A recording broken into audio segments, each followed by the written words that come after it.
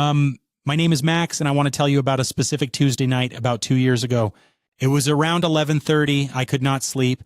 I picked up my phone and started scrolling Zillow, and everything I clicked on was $500,000. Not the nice ones, the ones with the kitchen from 2003 and the carpet in the master bedroom. And I remember lying there in the dark thinking, who are all these people buying these houses?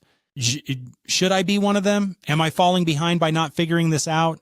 The next morning, I decided to actually run the numbers, not the numbers the mortgage calculator shows you, the real numbers. What I found completely changed the way I think about home ownership. And by the end of this video, I think it is going to change yours too. A $500,000 home at the standard 20% down requires $100,000 up front, in cash, ready to wire. The median American household has about $8,000 in savings, not $100,000, $8,000. You can do 3.5% with an FHA loan on a $500,000 home that is $17,500 down. But now you are also paying private mortgage insurance every single month. On a $500,000 home, PMI runs about $250 to $300 per month. That is money protecting the bank, not you. $100,000 down, $400,000 loan at a 7% interest rate on a 30-year fixed mortgage. Your principal and interest payment is $2,661 per month. But that is not your housing payment. That is just the loan repayment. Here is what gets added on top. Property taxes. On a $500,000 home, the national average effective property tax rate is around 1.1%. That is $5,500 per year, $458 per month. Homeowners insurance around $1,500 to $2,000 per year. And if your home has an HOA, you are looking at $100 to $500 per month on top of everything else. Your real monthly housing payment is $3,469 per month, every month, for 30 years. Now let me introduce you to the Johnson family. Combined household income of $160,000 per year. 2 earners, both working. Their combined gross income is $13,333 per month. After taxes, their take-home is roughly $9,200 per month.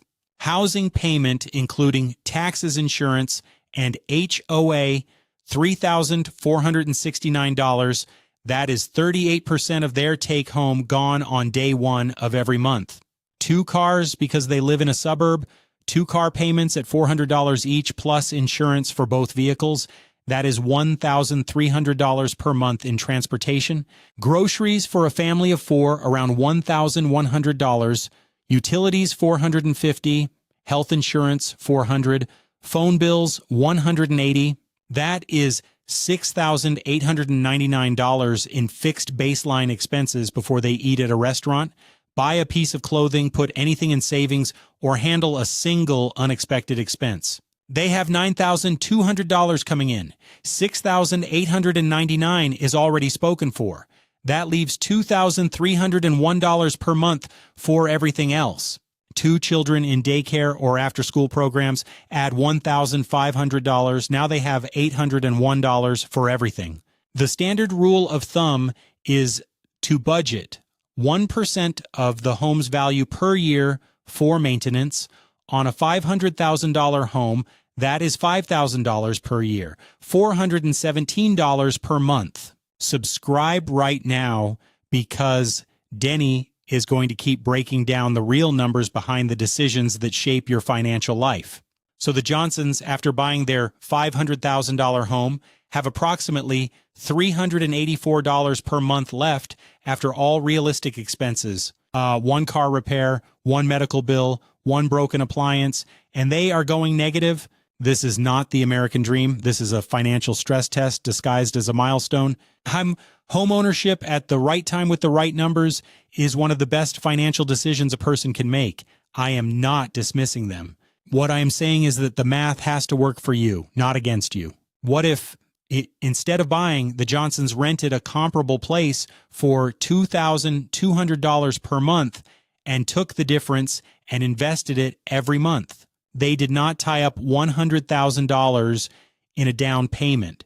If that went into an index fund instead and they invested $1,269 every month for 10 years at 10% annually, they would have approximately $320,000. Their investments would be liquid. They would not have been one appliance breakdown away from financial crisis for a decade, and they would have had real breathing room in their monthly budget. I'm not saying renting is always better than buying. I am saying the decision is not as obvious as the culture tells you it is. A home that costs everything you have is not an asset, it is an anchor. The right time to buy is when the monthly payment, including taxes, insurance, and maintenance, is no more than 25% of your take-home pay. When you have the down payment without draining your emergency fund, when you have stable income and you are planning to stay in that house for at least 7 years. If employed for the Johnsons at $160,000 a year, the home they can comfortably afford is closer to $310,000, not $500,000.